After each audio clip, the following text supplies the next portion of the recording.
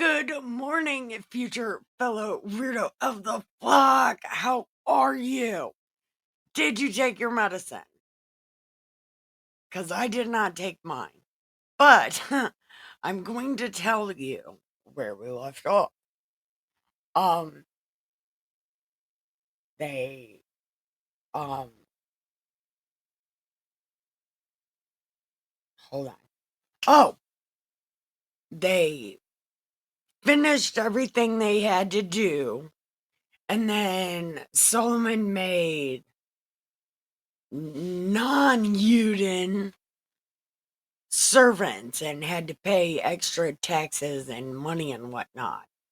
But Das Juden, he made men of war. So he was like, you don't gotta pay nothing. You're going to war or something. So that's what that was. Then him and Huron, king of Tyre, they made a navy. So Huron, um, Huron. Anyway, he sent men who were like familiar with seas and waves and water and stuff. He sent them to Solomon. So they started pillaging a place called Ophir. And they were bringing stuff back from there. So that's where we left off and where we are picking up. I am Nikki K the Great, and this is the Party Pit. Thank you. So, come on in. Stop right in this direction. There's some keep other people alive juice. There's little blender cups because I stole the big blender cup. But there's protein powder in there. So go ahead and make you some. And then come this way, because I packed a bowl and rolled a cigarette, so I'm ready. So come in and get coffee!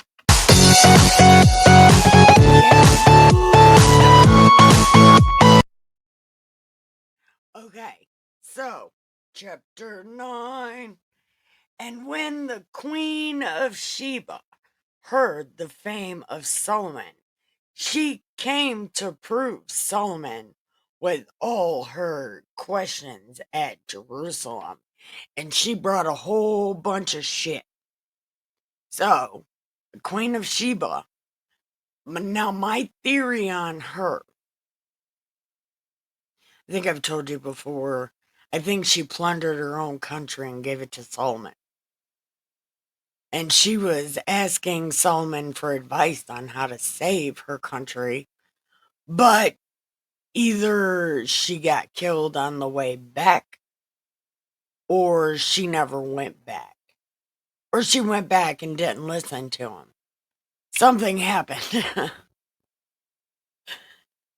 But I looked this place up, right? And it says it's a mythical place. There's something about it's imaginary. But in the story of Job, it mentioned Sheba, the place, twice. Maybe once in Job and once in another place. But I know this place is mentioned a few times. And one of them is called the Merchants of Sheba. So I'm not exactly sure the whole story with the Sheba thing. But I can almost guarantee either she plundered her own country or she didn't listen to Solomon. Something. Okay, so she brought him a bunch of shit. And she told Solomon everything that was in her heart. And Solomon gave her an answer to everything. This must have been so aggravating, though, for real. Because you know what it's like to argue with people who have an answer for everything. Man. Man, Solomon would be the worst husband. He's got an answer for everything. This motherfucker. I can't with myself right now. Okay. Okay. And when the Queen of Sheba had seen the wisdom of Solomon, and the house that he had built, the meat of his table, the sitting of his servants, the attendance of his ministers, their apparel, everything. Man, he was so magnificent. Everything was so put together. As if, like, it was only put together so because she was there visiting. If she wasn't there, everything would be falling apart. That's not. But anyway, all of his shit was so fucking awesome, right? Uh, and like she saw this and she got the vapors. She was so faint. I swear. It says there was no spirit in her. She got the vapors. And she said to King Solomon, "This is everything they told me it was gonna be. Like, dude, it's out of control. This is so good, man. I thought they were lying to me, like for real. When they said, this sexy motherfucker, he's good to go. I thought they were lying, but they are not lying. And this is amazing."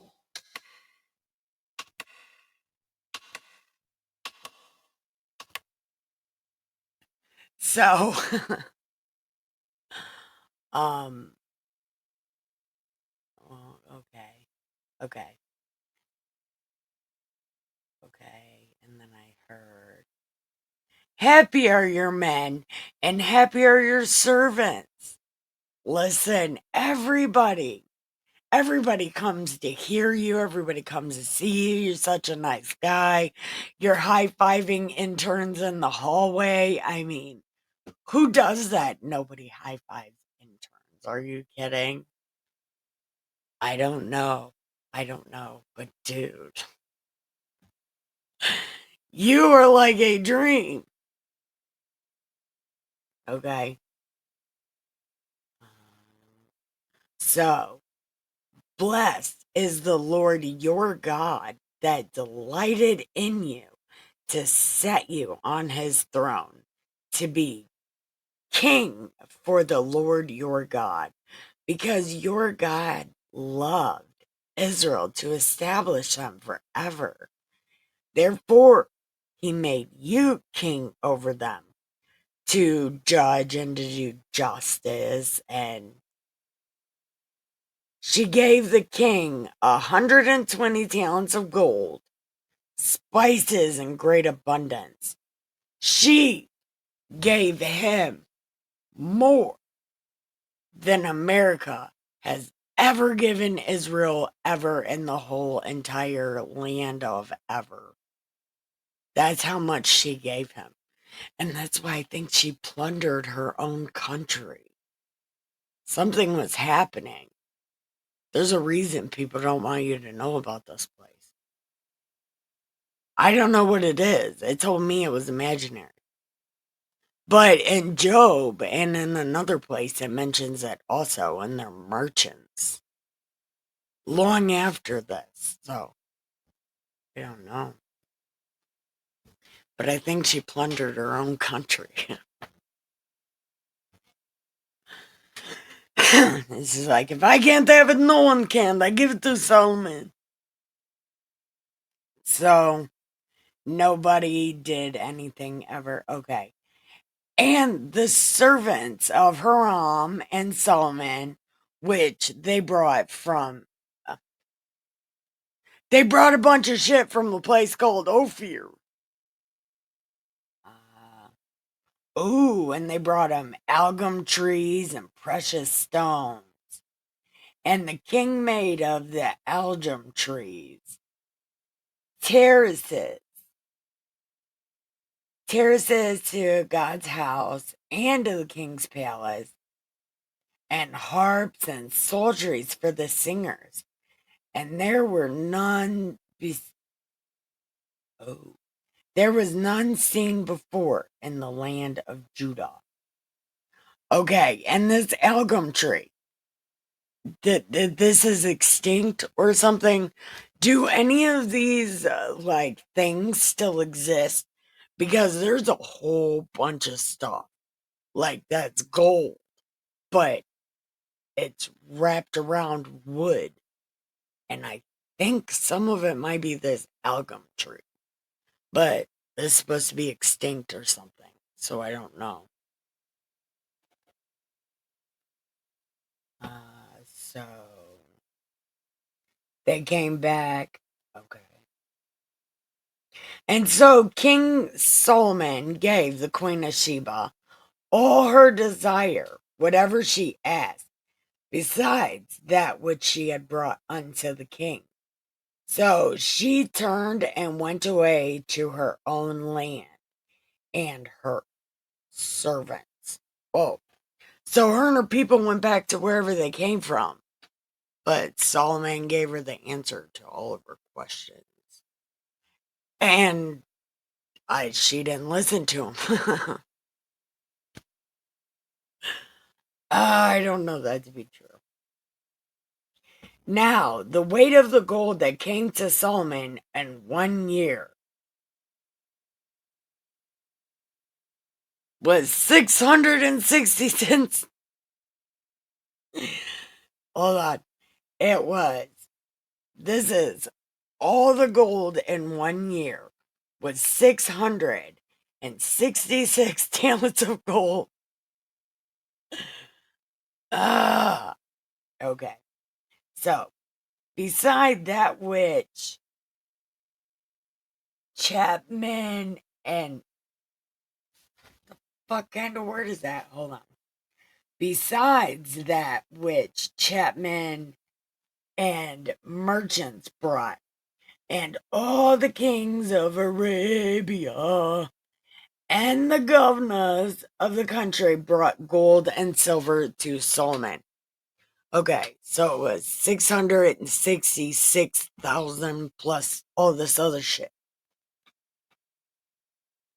And King Solomon made 200 targets of beaten gold. 600 shekels of beaten gold went into one target. How is a target gonna be? What are you gonna shoot through it? Like, is it like a bullseye? Is he making gold bullseyes? Listen, we got a whole problem right now. What is he doing? Okay. 300 shields he made of beaten gold. 300 shekels of gold went into one shield. And the king put them in the house of the forest of Lebanon. Oh, yeah, his gold wallpaper. That's right, all this shit was his wallpaper. It's like, who needs insulation? I've got wallpaper, gold shields. I'm so cool. Okay, that's right. And, oh, these motherfucker. Okay, listen. He's so fucking extra. Oh my god. Okay.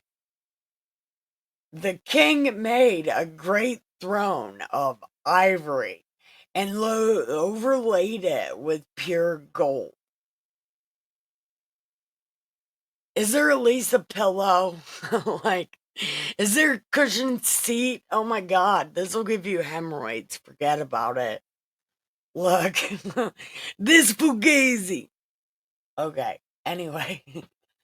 There were 6 steps to the throne with a footstool of gold. Oh, this is so fucking uncomfortable. Look, how do you sit in that? Nobody's gonna sit in this, right? Who sits in this? Nobody. Okay. So, there were 6 gold steps and then a footstool of gold, which were fastened to the throne and stays on each side of the sitting place. Is there a pillow? Is there a chair, like a cushion? Like, what is that? And 2 lions standing by the stage. So, like, golden guard dogs. And 12 lions stood there, 6 on one side. No, 12 lions on one side and 12 lions on the other. Oh, this had to be an intimidating walkway. Oh my God. Could you imagine having to go see the king and you gotta walk past all these scary ass gold lions? Is there a red carpet? I would do it if there was a red carpet. Uh-huh. Man, okay, listen, I need to stop. Like, so 12 lions. There was not like it made in any kingdom. Yeah, because it's gaudy as hell. Who wants to sit on gold? Could you imagine how cold or how hot that would be? Like, I don't even think your ass sticks to the gold. I think your skin just burns to the gold. Listen, is there a cushion? Like, if there was a cushion, like a throw pillow, what's happening? Listen, okay, okay. And all the drinking vessels of King Solomon were gold. So everything in the house in the forest of Lebanon was gold. There was no silver. It was not. Oh, yeah. Well, they didn't care about gold in the days of Solomon. It was like, who cares? The shit's like $100 billion is an ounce or something. For the king's ships went to Tarshish, and the servants of Hiram. Okay. The king's ships went to Tarshish with the servants of Hiram every 3 years. Once came the one every 3 years. Once every 3 years came the ships of Tarshish, bringing gold and silvery, ivory, apes, and peacocks. And King Solomon passed all the kings of the earth in riches and wisdom. So, Solomon, not only sexy with his black dreadlocks, right? But he was also smart and rich. He was trifecta. He's beautiful. Yes, he's rich and he's smart. Oh, he's a good guy. No, I'm willing to bet Solomon was mean as shit. Like, I'm not even a lie.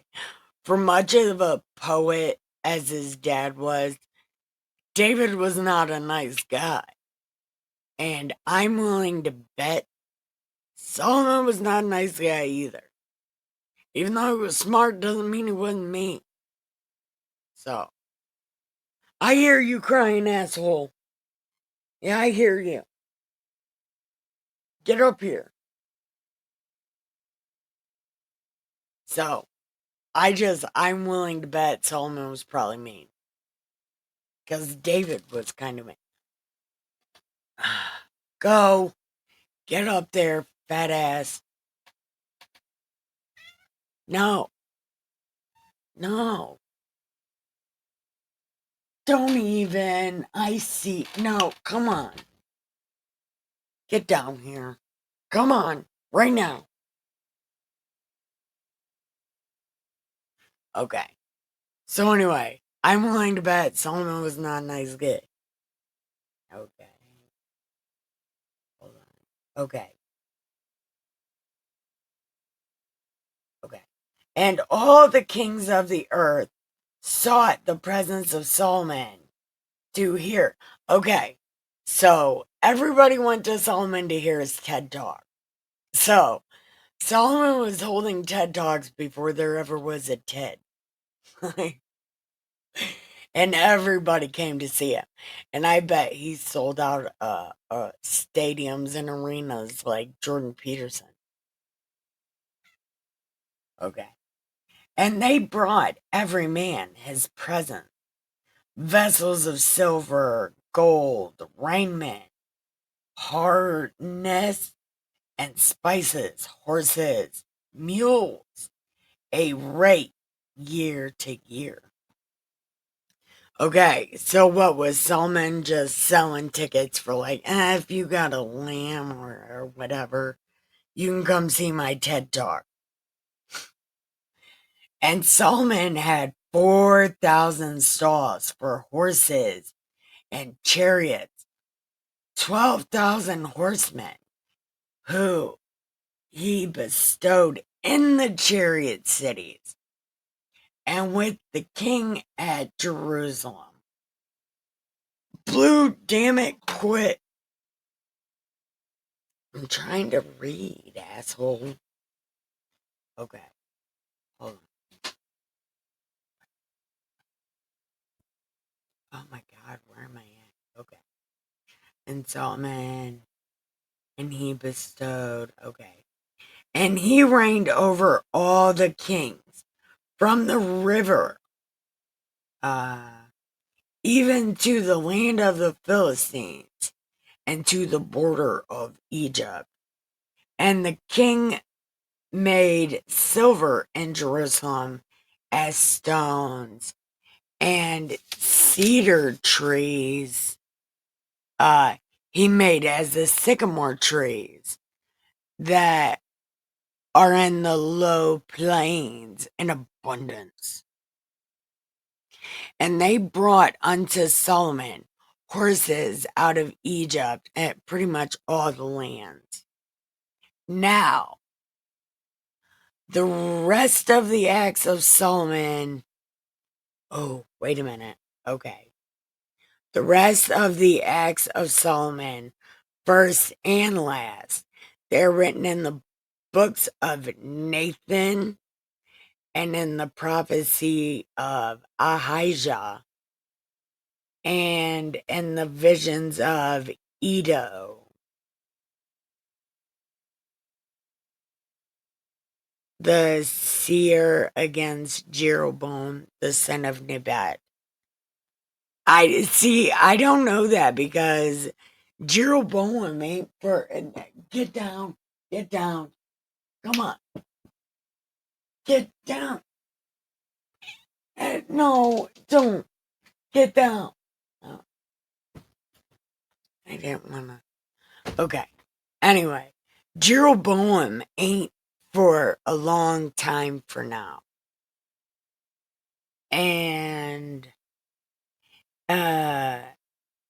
Idido isn't for a long time. So how would the Acts of Solomon be written in this guy's book who's like a bazillion years from now?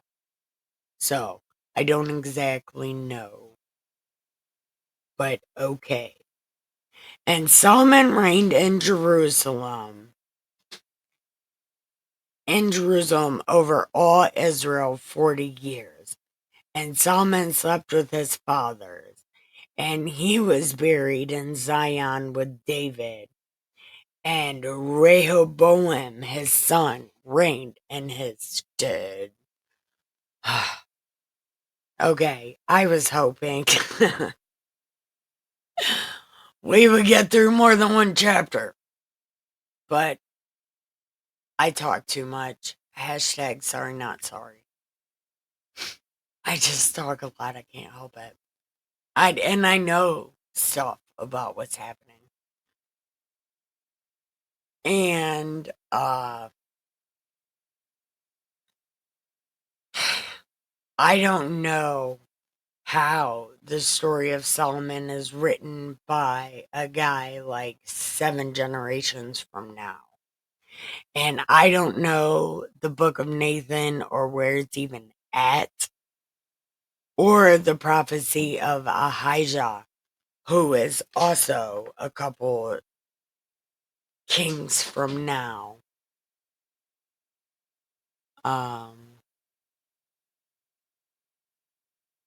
And I don't know the book of Nathan, and I don't know why it said it's not written in the book of Kings, because it's written in the book of Kings. Anyway, I am so sorry I talk so much. But anyway, I'm not sorry. We already know I talk too much. Anyway, thank you for watching. I love you. It's time to do laundry today. So, thank you for watching. I love you. Have the greatest day ever. Don't forget, learn word magic. It's so important. So learn it.